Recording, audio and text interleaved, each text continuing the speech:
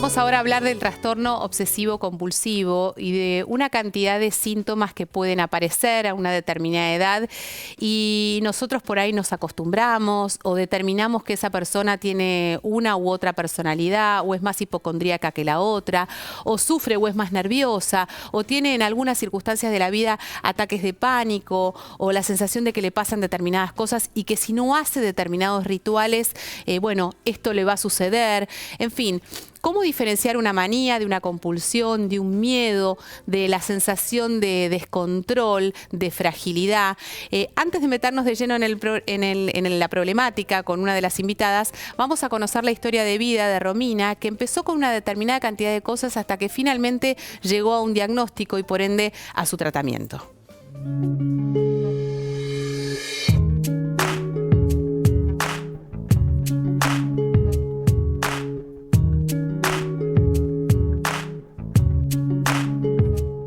Empiezo a cantar a los 4 años a partir de la grabación de un tema para la banda de mi padre y de una gira en donde son contratados ellos a condición de llevar a la nena, que era yo. Lo cierto es que en realidad una niña de 4 años hiperexigida a convertirse en un fenomenito escénico, digamos, por supuesto tiene sus consecuencias.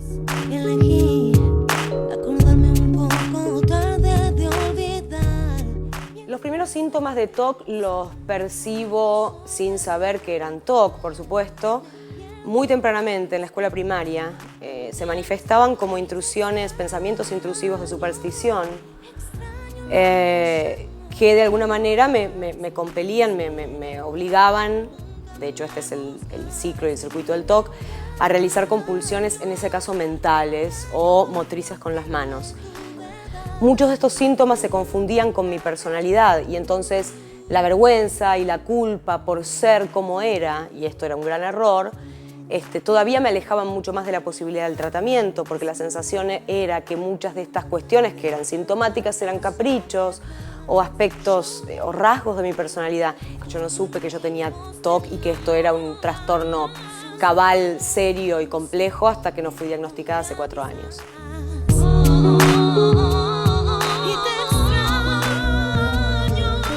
No fue hasta que finalmente el TOC se volvió insoportable y se volvió una pesadilla imposible de domeñar que pude aprender a desidentificarme de los síntomas, pero esto fue de la mano de terapeutas que tuvieron que realmente hacerme entender a mí y sobre todo a mi entorno que los síntomas son síntomas, que no son una decisión personal, sino una enfermedad.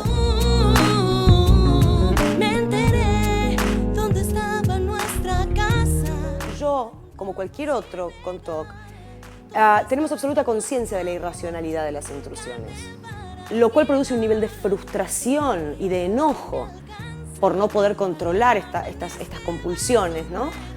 Tan grande que va debilitando además la autoestima a puntos muchas veces de culminar en depresiones o en estados más graves.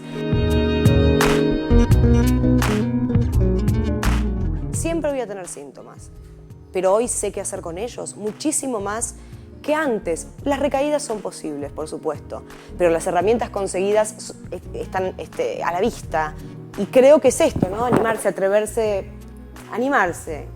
atreverse a ir un poco contra la corriente de la sintomatología, a poner muchísima voluntad y recuperar los sueños.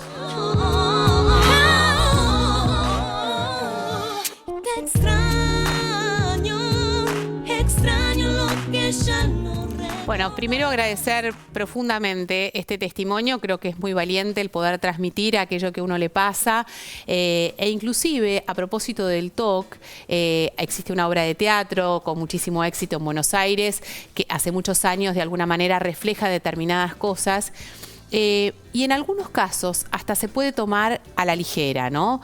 Nos reímos un poco de aquella persona que tiene una determinada conducta que a nosotros nos parece que puede ser un paciente con TOC. Sin tomar con la seriedad que corresponde realmente esta patología, este trastorno, sabiendo que esa persona que lo está teniendo lo sufre y, como decía ella recién, por más de que lo racionalice, digamos, es muy difícil poder encauzarlo o poder modificar estas conductas. Está con nosotros la doctora Tania Borda, que es especialista en este tema, investigadora, y lo primero que me gustaría preguntarte es ¿cuáles son los síntomas? ¿Cómo diferenciar una cosa de otra? Que no sea un capricho, que ay, sos hipocondríaca, no, si no haces esto no podés seguir adelante, en fin, porque hay como una delgada línea, me da la sensación, ¿no?, que nos confunde.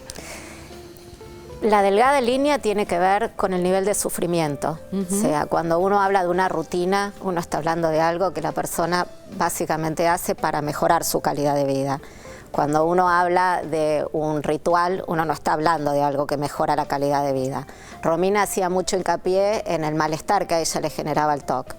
Yo creo que lo más interesante es justamente saber cuánto sufre el paciente con TOC, y el nivel de sufrimiento es lo que va increyendo junto con el trastorno y hace que la calidad de vida del paciente pueda llegar a simular la de una persona esquizofrénica. Bueno, a ver, esta rutina nada tiene que ver con los hábitos que uno puede tener durante el día, que forman parte del trabajo, de su rutina de despertarse, de amanecer, etcétera, etcétera. Sino tiene que ver con acciones... Los hábitos están al servicio de la salud. Exacto. En cambio, las compulsiones y los rituales, no. Las compulsiones y los rituales están solamente al servicio de calmar un temor. Y el paciente es consciente, no tanto del temor, pero sí es consciente de esta necesidad imperiosa de realizar algo para evitar que ese temor justamente se haga presente, se viva. Claro. Vos decías al principio que a veces uno tiene miedo a algo, ¿no? Cuánto el TOC tiene que ver con los miedos. Y es cierto, son miedos irracionales que la persona lo que tiene es determinadas conductas con las que cree que puede llegar a controlar o evitar que aquello que está detrás del miedo suceda.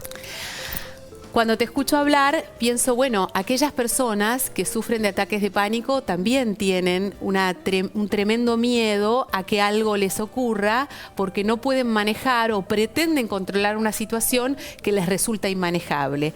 ¿Cuándo ahí se cruza el umbral? ¿Cuándo una cosa se puede confundir con la otra? El ataque de pánico, a diferencia del TOC, el TOC tiene un mecanismo claro, que es que tiene síntomas, ideas obsesivas. Tenemos dos calidades grandes de síntomas.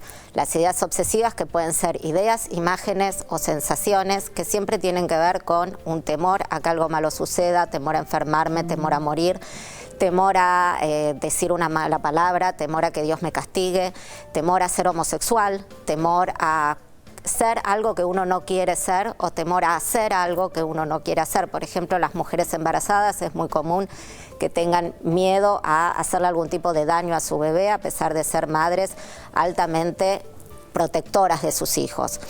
Esta idea obsesiva es la que genera el malestar y es la que justamente puede llevar a que la persona, si no realiza la compulsión, tenga la sensación de un ataque de pánico. Perfecto. Pero el cuadro de TOC es bastante más complejo que un ataque de pánico, porque consta básicamente de 3 síntomas. Tenés el afectivo, que es esta sensación que puede ser de ansiedad, de depresión o de distrés, tenés las obsesiones y tenés las compulsiones o rituales.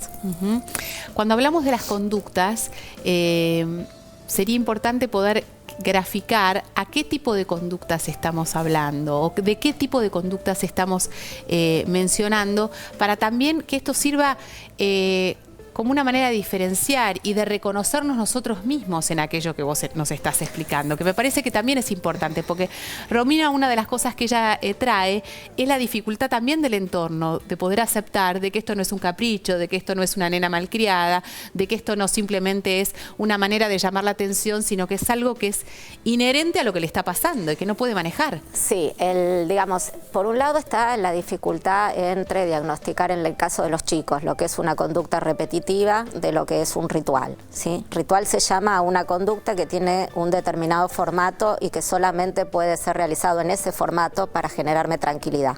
Dame un ejemplo. Por ejemplo, lavarme los dientes de una determinada manera. Entonces abro la canilla de una determinada manera, el cepillo tiene que no haber tocado determinado elemento, pongo la pasta de una determinada manera, cualquier cepillo no me va a dar lo mismo y recién ahí me empiezo a tranquilizar y tengo que empezar a tener la sensación de que nuevamente tengo control sobre mí mismo. Rafael Nadal, por ejemplo, en su ritual de poner las botellas, aquel que haya visto alguna vez un partido de tenis donde él juega, es realmente muy notorio y él lo expresa abiertamente, dice que él no puede si esto no se da de esta manera. Exacto, el paciente siente que recupera su bienestar psíquico, que recupera su control sobre su persona una vez realizado el ritual. Hasta ese momento siente que está a la deriva, que todo aquello que se le ocurrió puede llegar a suceder. Y que siempre son pensamientos negativos. Siempre son negativos. La diferencia con lo que serían los pensamientos negativos en el caso de la depresión es que el paciente con TOC tiene pensamientos negativos, intrusivos, igual que sucede en la depresión, pero en el caso de la depresión no hay una conducta específica elegida por el paciente que lo calme. Claro, está bien. ¿Sí? En el caso del TOC, el diagnóstico es mucho más fácil de realizar desde la conducta compulsiva hacia la obsesión. O sea, normalmente las compulsiones son visibles. La gente se lava reiteradamente las manos, la gente va determinada cantidad de veces al médico, la gente necesita vestirse de un determinado modo, o sea, con un determinado... O ingresar a un lugar de una determinada manera. O pararse y sentarse en una misma silla. Las conductas compulsivas físicas son muy fáciles de observar. Lo que no es tan fácil de observar son las conductas compulsivas mentales. ¿Por qué? Porque es algo que sucede prácticamente a la vez de las ideas. Por ejemplo, pensamientos que tienen uno que ir concatenado con lo otro, porque si no pienso de esa manera o no imagino una situación de esa manera, no se va a producir. Yo pongo un ejemplo, a ver, que parece una tontera, pero seguramente ustedes cuando fueron chicos en algún momento habrán con el boleto del colectivo contar los números y si eso daba una un determinado número, eso significaba tal cosa y si no lo daba, daba tal otra. Entonces, la sensación o el vértigo que generaba ciertas cosas que tienen que ver como cuando somos chicos, ¿viste? O por ejemplo el famoso jueguito ese que si abrís un cartelito te da una manera y si abrís otro cartelito te da otra y uno lo cree como la verdad absoluta. El ejemplo que vos estás dando es lo que nosotros llamamos un ejemplo de pensamiento mágico. O sea, el pensamiento supersticioso guarda magia en el sentido de que yo creo que voy a lograr determinado objetivo a través de determinada conducta que no necesariamente está asociada. La diferencia entre un paciente con TOC y una persona normal, supersticiosa, es que la persona puede, a pesar de saber que puede algo no salir bien, o sea, si hacías determinados números en el boleto, no te da el número que vos querés, no necesariamente la persona cree que algo malo va a suceder, no tiene esa certeza. Perfecto. ¿Sí? Puede entender que eso es un juego. El paciente con TOC tiene certeza de ese temor. O sea, el paciente con TOC cree, y por eso Ro decía que cuando a mayor severidad del trastorno, más creen, están más convencidos están de que eso que ellos piensan que puede llegar a suceder es cierto. Estas rutinas, que no son rutinas, sino que obviamente responden a una cosa que no se puede manejar o a la manía, se pueden ir incrementando en siempre es lo mismo. Por ejemplo, me tengo que lavar las manos de esta manera, tantas veces por día o tantas veces por... El TOC siempre, a no ser que se le haga tratamiento, es un trastorno que va a mayor severidad. Y mayor severidad es tanto en la cantidad de ideas obsesivas que se les intruyen a las personas por día, en la frecuencia que esto sucede y también en el nivel de certeza que la persona tiene. Y a su vez, por el lado de la compulsión, cada vez son mayor cantidad los rituales que se hacen y estos rituales son cada vez más complejos. Por eso también afecta enormemente la calidad de vida de la persona. O sea, se ve presa de esta cantidad de rituales que debe hacer por día para evitar que algo tremendo, catastrófico le suceda a esta persona o a su familia o a su entorno o a sus seres queridos, lo que sea. Vos habías introducido un concepto que me parece muy interesante, que tiene que ver con los más pequeños. Cómo poder identificar si esto es algo que responde a nuestra generación, a este mundo moderno, hiperexigido, o que esto tiene que ver con algún componente genético, que esto se trae, esto se adquiere. El TOC tiene una alta prevalencia genética, en el sentido de que la mayoría de los pacientes con TOC tienen un familiar con TOC, con tics, con Tourette o con trastorno obsesivo compulsivo de la personalidad. Por otro lado, el TOC se empieza a poder diagnosticar a partir de los 4 años. Es un trastorno crónico en el cual la mayoría de la gente adulta que tiene TOC inició su trastorno en la infancia. Más de la mitad de los pacientes adultos con TOC iniciaron su TOC en la infancia. El TOC comienza como un juego y no es un juego. Y me parece que un elemento muy importante que nosotros logramos trabajar desde nuestras investigaciones es poder caracterizar el tipo de amistad que las personas con TOC realizan, porque digamos está muy descripto que los pacientes con TOC con sus familiares suelen tener un vínculo dual, en donde la familia suele participar del ritual o la familia se enoja mucho con los rituales. Pero nosotros a su vez planteamos... Porque se da cuenta, o en algunos otros casos por ahí ni se da cuenta o los pasa por alto. Sí, o a veces es para evitar la angustia. Claro. Muchas veces la gente colabora en el ritual como modo de evitar que el paciente se angustie. Quédate tranquila que yo te voy a ayudar a realizar tal y tal cosa o a ir por esta calle de tal y tal manera para que no entres en pánico. Exacto. Eso se llama acomodación familiar. Sí. Y lo que nosotros le explicamos a la familia es que generalmente eso refuerza el trastorno. Claro. ¿Por qué? Porque si vos necesitas, para estar seguro que algo grave no va a pasar, determinada cuestión, y tu familia te ayuda a hacerlo, lo que tu familia te está diciendo es que eso grave puede pasar. Te está reafirmando tu miedo, tu temor. Entonces el trastorno con familiares que tienen acomodación a la sintomatología suele empeorar. Ahora yo quería también plantear una diferencia que es la de los pacientes con TOC en su relación con respecto a pares, ¿sí? Los pacientes con TOC, sobre todo los chiquitos, sufren mucho porque suelen ser chiquitos que tienen un solo amigo por la necesidad de control que acompaña el TOC, y cuando este amigo no, por alguna razón X, o se muda de colegio o se muda de barrio o se va, suelen permanecer sin amistades para toda la vida. Suelen tener un solo amigo, un solo vínculo, y este único vínculo es con quienes ellos suelen realizar juegos que tienen que ver con juegos reglados, juegos de mesa, y si no, prefieren estar con adultos. Son chicos que ante otro amigo, incitándolos a jugar, suelen no poder acomodarse al juego de otro chico. No, y aparte en el juego del niño hay flexibilidad mental. Hay todo un componente de la no previsibilidad de las cosas, ¿no? Es espontáneo, con lo cual es mucho más complejo. En el caso de los chicos con TOC, prácticamente el juego espontáneo no existe. Existe. Y el tema es que ellos sufren mucho, y nosotros en la investigación que llevamos a cabo desde el CONICET, lo que demostramos es que estos chicos con TOC quieren tener más amigos. Lo que no tienen son los elementos para hacerlo. Y me parece que es importante también que ellos muchas veces refieren ser dejados de lado por los compañeros.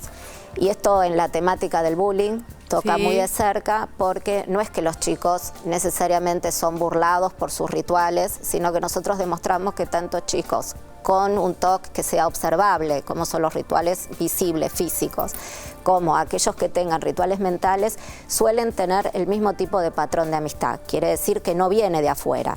La problemática es interna, es del trastorno. Y con lo cual hay que trabajar con el trastorno. Con el trastorno. Y fue muy interesante la respuesta que tenía de mis pacientes con TOC adultos cuando leyeron el artículo, diciéndome que ellos habían sufrido eso de chicos y que lo seguían sufriendo, y que nunca esto había sido eje de tratamiento. Porque normalmente el eje de tratamiento del TOC son las obsesiones, es la mutua reforzamiento que hay, el círculo vicioso que hay entre las ideas obsesivas y las compulsiones y los rituales. Desde el punto de vista de la terapia cognitiva conductual, el trabajo, más allá de la edad del paciente, es haciendo exposición y prevención de la respuesta. Y exposición y prevención de la respuesta es una técnica de la terapia cognitiva conductual. A ver, un ejemplo, porque si no nos quedamos como con títulos que para nosotros nos resultan por ahí incomprensibles. Un ejemplo, ¿qué significa? Pues si una persona, por ejemplo, necesita, te lo digo con un chico ya que veníamos hablando, necesita guardar los útiles en la mochila de una determinada manera para estar seguro que nada grave va a sucederle, ni a él ni a sus padres. Entonces lo que hacemos en terapia es recordarle al paciente que lo que nos vamos a exponer es a su temor, ¿sí? No a su deseo de que algo malo suceda, sino a su temor de que algo malo pueda suceder, y que el paciente vea, por prevenir esa respuesta compulsiva, que ese suceso no pasa, sino que es la sensación de malestar la que sola se va a ir durante la técnica. Tenemos que hacer la pausa.